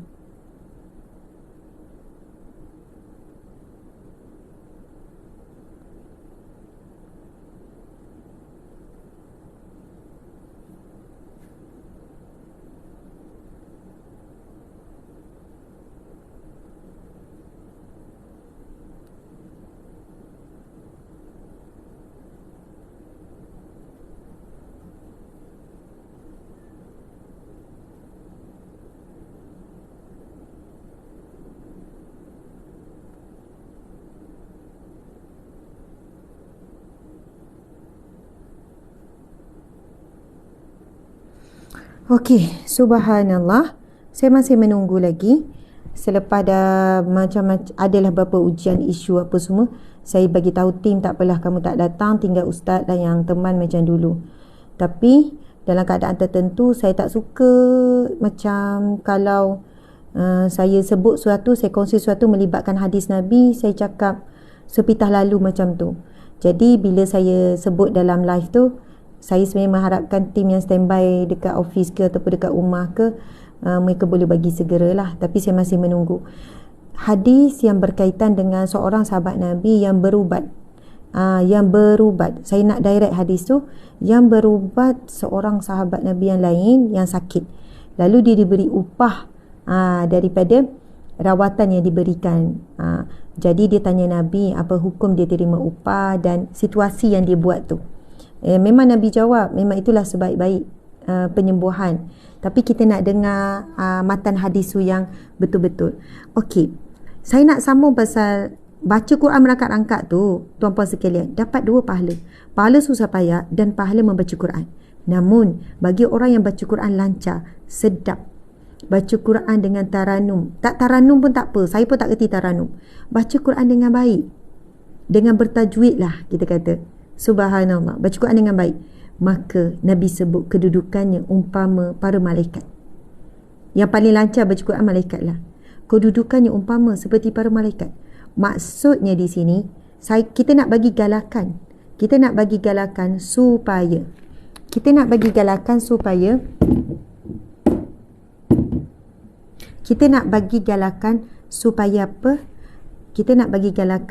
supaya kita jangan berpuas hati dengan apa yang kita buat. Saya tak apa baca Quran angkat-angkat. Saya dengar Ustazah Asmat cakap hari tu, Nabi sebut dapat 2 pahala. 1 pahala susah payah, 1 pahala baca Quran. Jadi dia pun tak belajar, dia pun tak pergi mengaji dah, sebab dia kata dah okey dah, banyak dah tu, 2 sekali baca dapat 2 pahala. Kita kena perbaiki bacaan. Sebab apa? Sebab kita nak naik lagi kedudukan. Orang yang lancar baca Al-Quran ini, kedudukannya umpama seperti para malaikat, tuan-puan sekalian. Dan di mana Nabi SAW sebut apa? Khairukum man ta'allama al-Quran wa 'allamahu. Khairukum man ta'allama al-Quran wa 'allamahu. Yang terbaik di kalangan kamu adalah orang yang belajar Al-Quran dan mengajarkannya. Jadi kena jadi orang yang terbaik ni di sisi Allah, yang terbaik dari sudut iman, dari sudut amalnya. Nabi kata khairukum, yang paling baik, yang paling bagus. Orang yang paling bagus dengan kalamu adalah man ta'allama al-Quran wa 'allamahu, orang yang belajar Quran dan yang mengajarkannya. Kalau kita tak mampu mengajar, jadi pelajar. Tak mampu belajar, mengajar. Tapi kena belajar dulu baru mengajar. Subhanallah, biarlah mati belajar Al-Quran. Okey, tuan-puan sekalian, masya-Allah. Saya bacakan hadis Nabi, hadis sahih riwayat Muslim yang berkaitan dengan air digunakan untuk rawatan. Maksudnya, sesungguhnya beberapa orang daripada kalangan sahabat Rasulullah sallallahu alaihi wasallam sedang berada dalam perjalanan. Mereka pergi ke salah sebuah kampung Arab dan mereka berharap agar boleh menjadi tetamu kepada penduduk kampung tersebut. Namun ternyata penduduk kampung itu tidak mahu menerima mereka. Tetapi ada yang bertanya, adakah ada antara kamu yang boleh menjampi? Ini kerana penghulu kampung kami terkena sengat. Salah seorang daripada para sahabat menjawab, ya, ada. Lalu beliau menemui ketua kampung tersebut dan menjampinya dengan surah Al-Fatihah. Kemudian ketua kampung tersebut sembuh. Maka sahabat tersebut diberi beberapa ekor kambing. Beliau tidak mahu menerimanya dan mengajukan syarat. Aku akan menyampaikan kepada Nabi SAW. Beliau pun pulang menemui Nabi SAW dan menyatakan pengalaman tersebut. Beliau berkata, Ya Rasulullah, aku hanya menjampi dengan surah Al-Fatihah. Bagaimana engkau tahu bahawa Al-Fatihah itu memang merupakan jampi? Kemudian baginda bersabda, ambillah pemberian daripada mereka dan pastikan aku mendapatkan bahagian bersama dengan kamu. Subhanallah. Jadi tuan-puan sekalian, daripada hadis yang sahih riwayat Muslim ini, jelas, dalam hadis ini jelas ceritanya macam mana. Sesungguhnya beberapa orang daripada kalangan sahabat Nabi sedang berada dalam perjalanan. Dia mungkin on the way lah tempat yang Nabi suruh pergi dakwah ataupun on the way pergi perang, wallahu alam, untuk urusan. Mereka pergi ke salah sebuah kampung Arab dan mereka berharap agar boleh jadi tetamu kepada kampung tersebut. Tetapi orang kampung tak nak terima mereka. Orang kampung tidak mahu terima. Ini di kalangan orang kampung yang semua bukan Islam lagi lah ni. Semua musyrik lagi ni. Dia mengharapkan mungkin orang kampung berilah mereka tempat berteduh, bertamu, di mana-mana rumah boleh makan. Tapi seluruh kampung tu tak nak terima sahabat Nabi ni. Tetapi salah seorang daripada orang kampung bertanya, adakah ada di antara kamu yang boleh jampi? Kerana ketua kampung kami kena sengat. Sakit dah teruk, kena sengat binatang berbisa ni. Ya, ada. Lalu beliau menemui ketua kampung tersebut dan menjampinya dengan surah Al-Fatihah. Sebab itu Nabi sebut, Suratul Fatihah lahul syifa. Surah Al-Fatihah itu padanya ada kesembuhan. Sembuh semua penyakit. Yakin tak yakin, iman, i'tiqad akidah kita, ataupun kita sebut bergantung kepada yang membacanya lah. Amalnya, keyakinannya. Tapi nak tunggu sempurna amal, tak ada yang sempurna ya. Jadi keyakinan kita. Ya ada. Lalu beliau menemui ketua kampung tersebut dan menjampinya dengan surah Al-Fatihah. Kemudian ketua kampung tersebut sembuh. Maka sahabat tersebut diberi beberapa ekor kambing. Diberi upah beberapa ekor kambing. Beliau tidak mahu menerimanya dan mengajukan syarat. Aku akan menyampaikan kepada Nabi. Beliau pun pulang menemui Nabi dan menyatakan pengalaman tersebut. Ya Rasulullah, demi Allah, aku hanya menjampinya dengan suratul Fatihah. Bagaimana engkau tahu bahawa surah itu merupakan jampi? Kemudian baginda bersabda lagi, ambillah pemberian daripada mereka dan pastikan aku mendapat bahagian bersama dengan kamu. Masya Allah. Jadi terjawab persoalan. Janganlah nak ragu-ragu. Ustazah ni bida'ah ni, ajar benda bida'ah ni. Gunakan air, baca ayat Quran, buat air penawar, buat air penerang hati, cerita-cerita tu. Itulah tuduhan yang selalu saya kena tu. Ilmu metafizik, cerita-cerita pasal gelombang, ini apa ni, law of attraction lah. Oh, kita attract ni. Tolonglah. Jangan sampai kita terlalu rigid sangat sampai tolak semua ilmu. Bahkan ilmu itu ada kaitan dengan sahabat Nabi dan kaitan dengan Nabi SAW, dirujuk kepada Nabi. Maka tak perlu ragu-ragu. Jadi tak ada akidah, masih buat khurafat. Apa tu Hani Ibran? Apa isu tu? Asal mana guru ngaji tu tidak ada akidah. Maka upah. Okey, sekarang ada yang tanya, upah ngajar ngaji? Upah ngajar ngaji. Saya pun tunggu daripada tim, segera tim. Tadi tu dah lambat sangat. Banyak kali dah lambat, sekarang saya minta segera. Hukum mengambil upah mengaji dan kisah bagaimana ulama sangat menghargai guru-guru ngaji Al-Quran. Kalau kisah Imam Syafi'i tak silap saya, cuba cari ya tim, kisah Imam Syafi'i imam apa? Walaupun guru tu baru je ajar Al-Fatihah, ibu ayah ni dah bagi upah yang sangat tinggi. Baru ajar surah yang pendek. Betapa menghargai ilmu Al-Quran. Ilmu yang paling mahal, ilmu Al-Quran lah. Tapi hari ini, tuan-puan sekalian, umat Islam tidak menghargai guru-guru Al-Quran.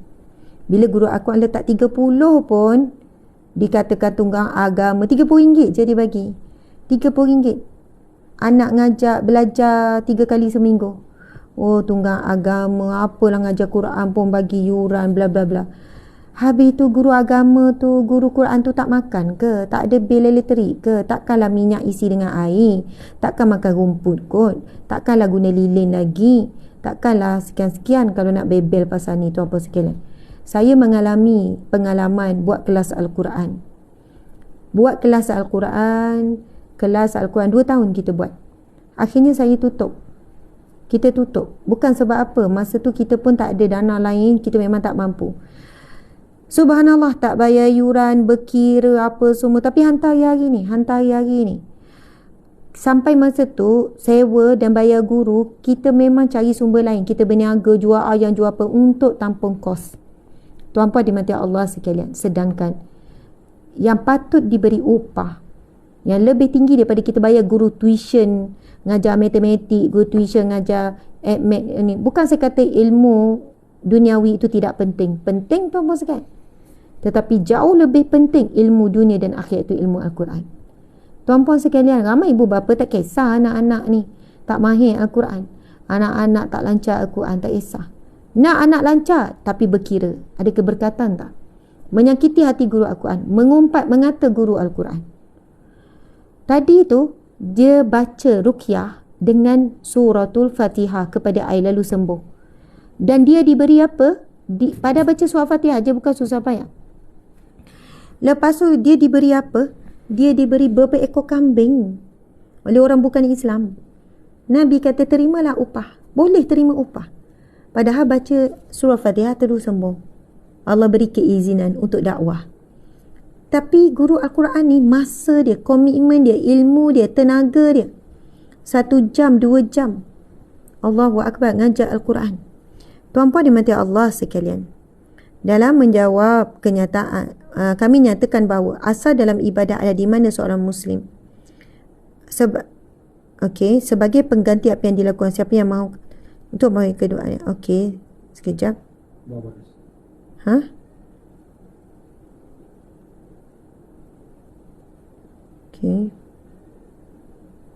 Okey.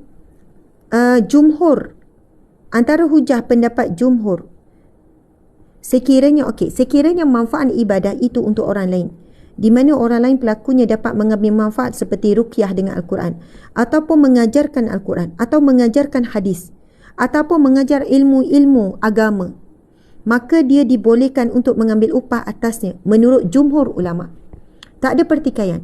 Jumhur ulama menyebutkan apa-apa bentuk ilmu yang memberi manfaat kepada orang lain, sama ada ilmu Al-Quran, ilmu hadis, ilmu agama, ilmu akidah, ilmu apapun, ilmu ngajar karipat boleh ambil upah, ilmu ngajar ngemas-ngemas boleh ambil upah, ilmu apapun yang memberi manfaat kepada orang lain, menurut jumhur ulama boleh mengambil upah. Antara hujah pendapat jumhur adalah berdasarkan hadis daripada Ibnu Abbas radhiyallahu anhuma, hadis yang kita bacakan tadi, yang mana sahabat mengambil upah atas bacaan ruqyahnya. Padahalnya ada keluar modal tak? Tak ada keluar modal. Ambil air baca suratul Fatihah. Ada modal? Tak ada modal langsung. Tapi boleh ambil upah? Boleh. Kerana dia telah memberikan manfaat kepada orang lain. Subhanallah. Okey. Rasulullah sallallahu alaihi wasallam bersabda. Ini sabda Nabi, riwayat Bukhari, hadis yang sahih. Dengar betul-betul ni. Ini hadis yang sahih riwayat Bukhari. Nabi bersabda, "Inna ahaqqa ma akhadhtum alaihi ajran kitabullah." Nabi bersabda, sesungguhnya perkara yang paling berhak kalian ambil upah ke atasnya adalah kitab Allah. Nabi bersabda, sesungguhnya perkara yang paling berhak kalian ambil upah ke atasnya, kalian menerima upah, menerima gaji, menerima bayaran adalah kitab Allah. Ke atasnya adalah kitab Allah Subhanahu wa taala.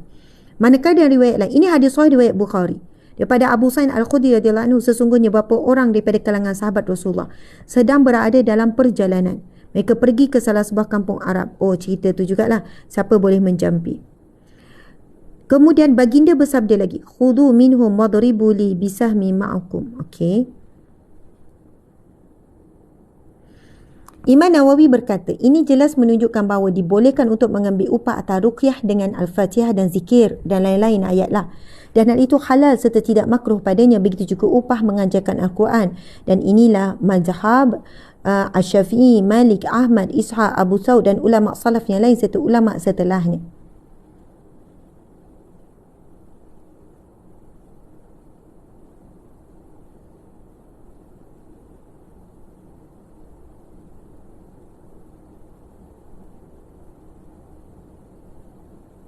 Okey, jadi jelas, tidak ada keraguan, dan berhentilah tuduh guru-guru agama, guru-guru Al-Quran, penceramah-penceramah, pendakwah-pendakwah bila menerima upah ataupun meminta upah di atas khidmat yang diberikan, di atas masa, tenaga, kos perjalanan. Kan, mereka meninggalkan keluarga, meninggalkan urusan-urusan kerja untuk menyampaikan ilmu. Maka timbang kiralah semua itu dan berilah upah sewajarnya kepada guru-guru yang mengajarkan ilmu agama. Bahkan Nabi dah sebut, yang paling berhak kamu menerima upah adalah ke atas kitab Allah Subhanahu wa taala. Yang mana inilah ilmu yang paling susah sebenarnya nak sampaikan. Inilah ilmu yang paling mencabar nak sampaikan. Dan sekiranya orang berhenti dan buat sampingan. Tuan-puan sekalian, dulu kami bayar gaji guru untuk mengajar Quran, gaji penuh. Bukan berdasarkan berapa orang murid dia. Contoh, kita bayar gaji 2,300 sebulan untuk dia mengajar Al-Quran. Apa yang berlaku bila tak bayar yuran, bila berkira bayar yuran, kita letak 50 kata mahal, padahal kita nak bayar sewa, nak bayar guru. Akhirnya kita pun terpaksa masa tu buat macam ni guru. minta maaf, kita tak boleh dah nak bayar gaji tetap setiap bulan sebab kita tak mampu dah. Kami dah habis cara dah, korek sana korek sini, jual itu jual ni, dah tak boleh nak bayar. Kita mampu bayar mengikut pelajar, jumlah pelajar. Tahu apa yang berlaku? Akhirnya guru ini terpaksa cari part time sebab nak menampung.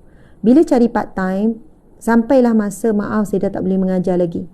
Sebab itu apabila guru Al-Quran ataupun guru yang mengajarkan ilmu agama, dia dapat pendapatan yang cukup daripada mengajar, maka dia boleh buat full time mengajar.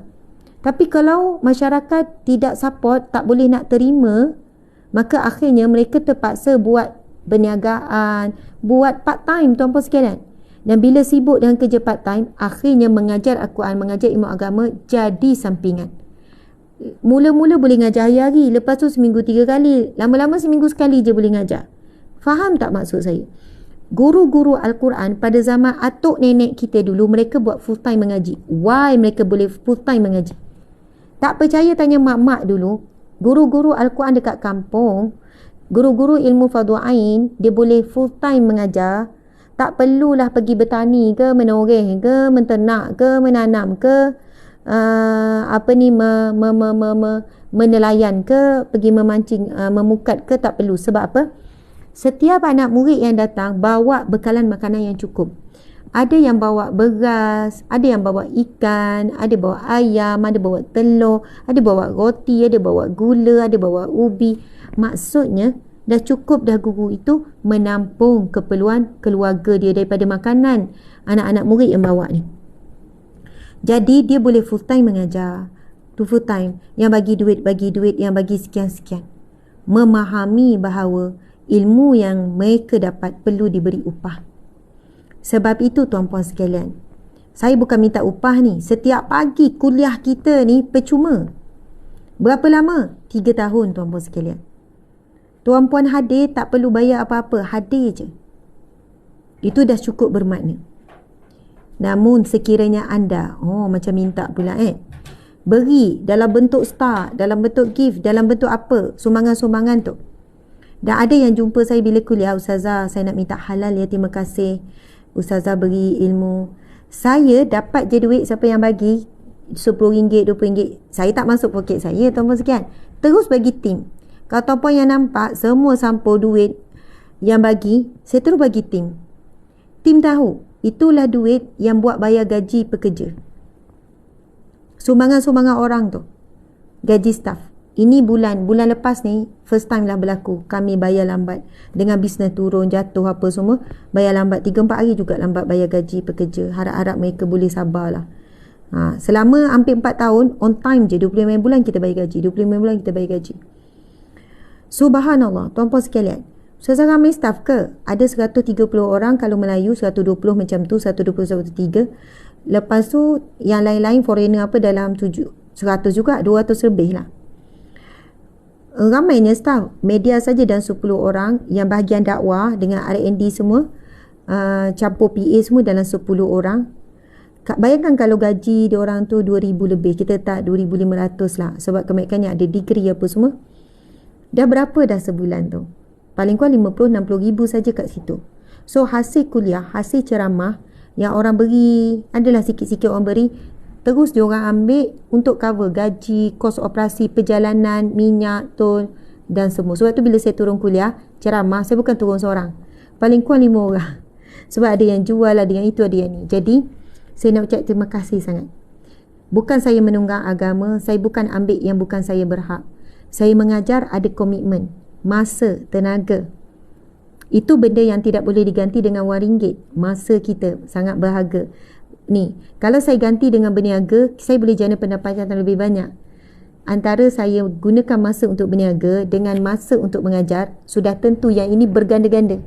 Sebab saya orang bisnes, saya berniaga daripada sejak ayah saya orang bisnes, saya ada ilmu bisnes, saya dah bisnes daripada universiti lagi. Saya jual macam-macam. Lepas kahwin, sebelum saya bekerja, sebelum saya mengajar, saya berniaga, buat macam-macam. Jiwa berniaga. Ayah saya businessman, macam-macam perniagaannya. Daripada ilmu ni adalah jalur daripada ibu. Sini ada tuan guru, tok guru pondok apa semua. Ini bidang ilmu sebelah ibu, bidang bisnes sebelah ayah. Tapi saya selalu bagi tahu encik suami dan tim, saya kalau saya fokus bisnes, saya boleh buat kau bisnes. Sebab itu jiwa saya. Dan awak nampak bila saya buat plan bla bla bla. Tapi amanah untuk saya, Allah dah beri kelebihan. Saya boleh bercakap, saya boleh menyampaikan dan orang boleh menerima. Saya boleh permudahkan kefahaman. Maka saya kira ini amanah untuk saya. Jadi saya punya prioriti adalah dakwah. Walaupun tak dapat banyak keuntungan, susah nak bayar gaji pekerja. Jadi walaupun sakit saya tengok, tim sakit nak buat bisnes, cik suami pun sakit. Sebab apa? Saya tak nak bila saya terlalu banyak iklan, terlalu banyak marketing, terjejas kredibiliti saya sebagai pendakwah. Saya boleh buat iklan sekali-sekala. Tapi saya pernah buat iklan kau, asyik buat iklan. Saya nampak dari segi dakwah tu dari sikit. Jadi saya tak nak image dakwah dikaburi dengan image berniaga.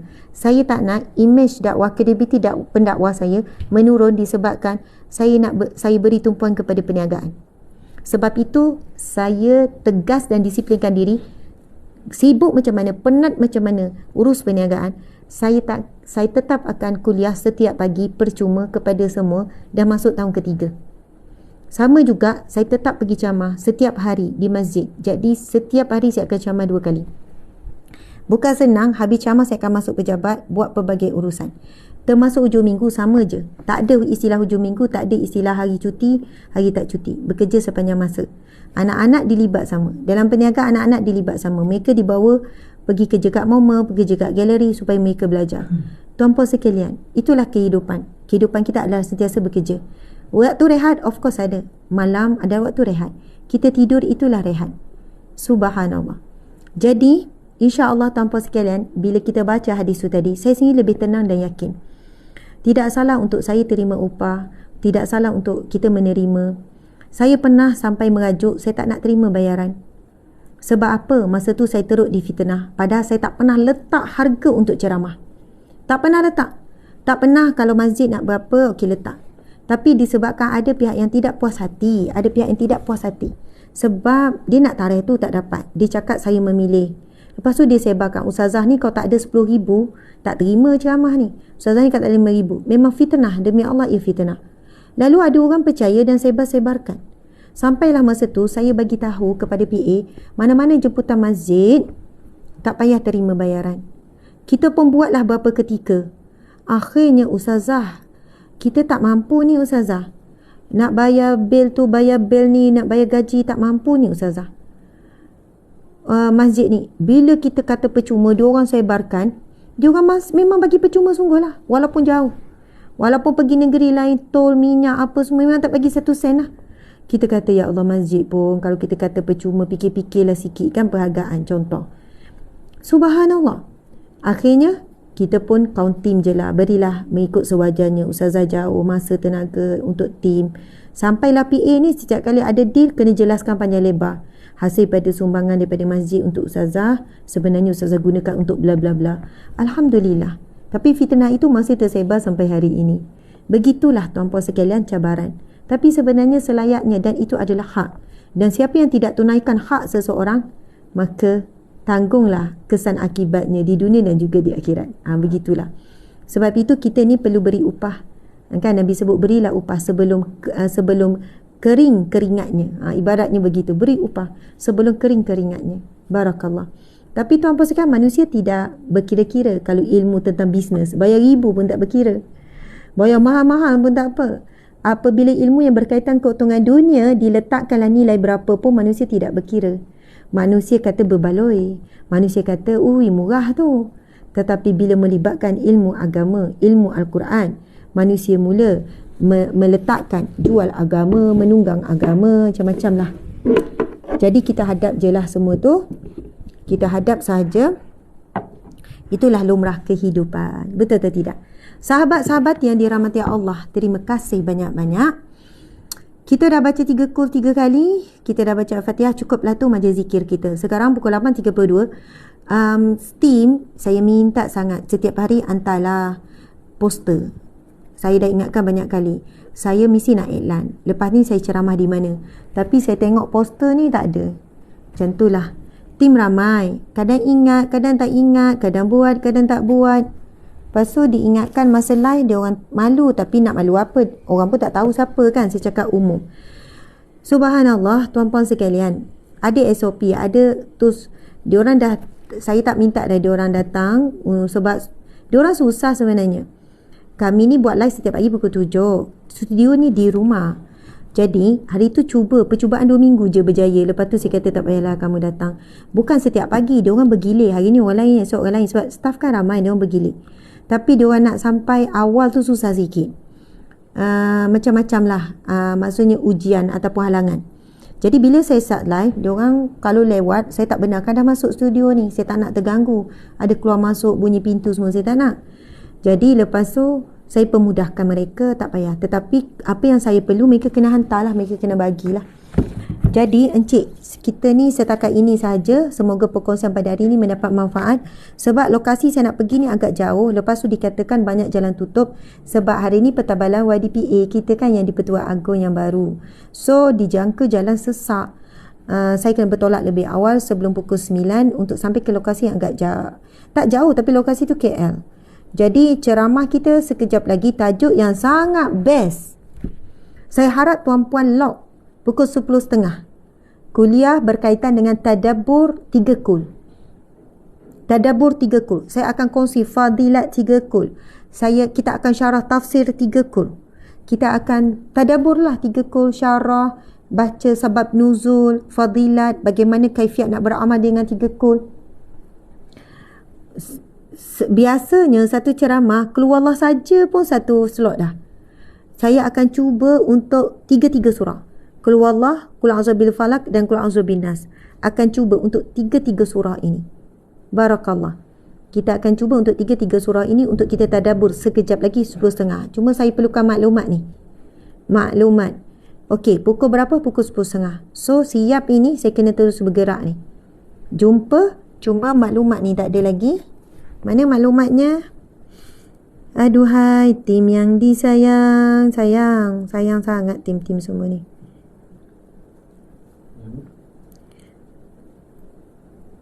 Inilah. Masuk ceramah saya kejap lagi kat mana? Tak ada poster ni. Poster tu saya nak tengok kat mana? Betul lah 3 kul. Okey. Subhanallah, tajuknya tadabbur 3 kul. Hari ini 10.30 pagi hingga 11.45 pagi, Masjid Muaz bin Jabal, Taman Setiawangsa, Kuala Lumpur. Siapa yang berdekatan boleh hadir. Masjid Setiawangsa, Kuala Lumpur. Masjid Muaz bin Jabal, Taman Setiawangsa, Kuala Lumpur. Masjid Muaz bin Jabal. Masjid Muaz bin Jabal, Taman Setiawangsa, Kuala Lumpur. Okey. Jadi tadabbur 3 kul. Jumpa nanti 10.30. Mohon maaf salah dan silap. Mudah-mudahan perkongsian pada hari ini mendapat manfaat dan berkat. Tadi saya kata nak share doa yang saya baca pada ubun anak-anak kan. Saya kata saya nak tulis kan. Banyak dah yang saya sebut tapi saya tak terbuat. Saya sebut dulu, esok saya tulis siap-siap. So kita starting tu kita tunjuk. Saya baca apa? Doa daripada Nabi SAW yang Nabi baca kepada Ibnu Abbas. Allahumma faqihu fid din wa 'allimhu ta'wil. Allahumma 'allimhu al-hikmah. Okey, itu satu. Apa maksud dia? Allahumma faqihu fid din, ya Allah berikanlah kefahaman dalam agamanya. Ad-din juga mau maksud kefahaman dalam hidupnya. Allah berikanlah dia kefahaman, faqih. Dia jadi orang yang pakar dengan ilmu dia. Walaupun mengikut tahap umur dia lah. Allahumma faqihu fid din, ya Allah berilah dia pakar, dia faqih, dia jadi teliti dalam ilmu agamanya, dalam ilmu kehidupannya. Wa 'allimhu ta'wil, dan berikanlah kepadanya ilmu ta'wil. Apa maksud ilmu ta'wil? Sebab tu tim yang dengar tolong ya, bila kalian buat, saya tengok itu kalian buat, kalian kongsikan doa ni untuk SPM tu. Tapi kalian buat tafsiran, tulis terjemahan dan ajarkan ilmu ta'wil. Anda kena buat dalam kurungan. Ta'wil tu maksud apa? Wajib. Sebab orang awam tak faham apa ilmu ta'wil. Saya sendiri pun nak tahu maksud ilmu ta'wil, saya merujuk. Apa maksud ilmu ta'wil? Wa 'allimhu ta'wil. dan berikanlah kepadanya ilmu takwil, kemampuan untuk takwil. Takwil ni adalah ilmu yang mahir dengan Al-Quran. Dia boleh berhujah dengan Al-Quran, berakhlak dengan Al-Quran, dia boleh berbicara dengan Al-Quran. Sebab itu mahal doa Nabi tu. Akhirnya Ibnu Abbas menjadi penafsir Al-Quran yang hebat. Sebab tu kita banyak kalau baca kitab tafsir Ibnu Abbas, daripada Ibnu Abbas, ilmu takwil Al-Quran. Lepas tu doa Nabi seterusnya untuk Ibnu Abbas, Allahumma alimhul hikmah. Ya Allah, ajarkanlah ataupun berikanlah kepadanya kebijaksanaan. Memang bijak sungguhlah Ibnu Abbas. Hikmah maksudnya kebijaksanaan. Orang yang bijak sana, dia tahu apa yang perkataan yang sesuai untuk orang di hadapannya. Dia tahu audien dia. Dia tahu level umur. Dia tahu Allah beri kebijaksanaan, masalah macam ni jalan dia. Untuk isu ni, ini jalan keluarnya. Dia jadi bijaksana tuan-tuan sekalian. Sebab itu bijaksana tak sama dengan pandai. Ada orang pandai, dapat kelulusan sampai PhD, tapi belum tentu bijaksana, belum tentu berhikmah. Jadi Allah ma'alimul hikmah. Nanti ada yang doa ni, ekspedisi 1 million, tahniah ekspedisi capai 1 million. Kemudian saya baca surah Ar-Rahman ayat 1 hingga 4. Bismillahirrahmanirrahim. Ar-Rahman 'allamal Quran, khalaqal insan, 'allamahul bayan. Kemudian, Ya Hafiz, Ya Muhaimin. Ya Allah yang maha menjaga, Ya Allah yang maha mengawasi. Hati saya berniat supaya Allah jaga dan awasi anak di sekolah ni. Jadi tuan-puan sekalian, itulah 3 biasa doa yang saya akan baca di ubur-ubur anak. Jadi, esok saya akan tulis. Kalau saya tulis hari ni panjang masa. Saya perlukan sikit masa, 10 minit sarapan, lepas tu saya kena bertolak dah. Kesian kalau saya lambat, saya jadi terburu-buru bawa pelaju. I love you all so much. Saya sayang anda semua kerana Allah, kerana Rasulullah. I love you so much. You know that. I love you more, I love you much more. Yeah. Jumpa lagi. Pergi jauh-jauh lah haters. Haters ada juga hadir kan. Nak macam mana? Kita tak sempurna. Kita ada buat salah, buat silap. Minta maaf lah ya.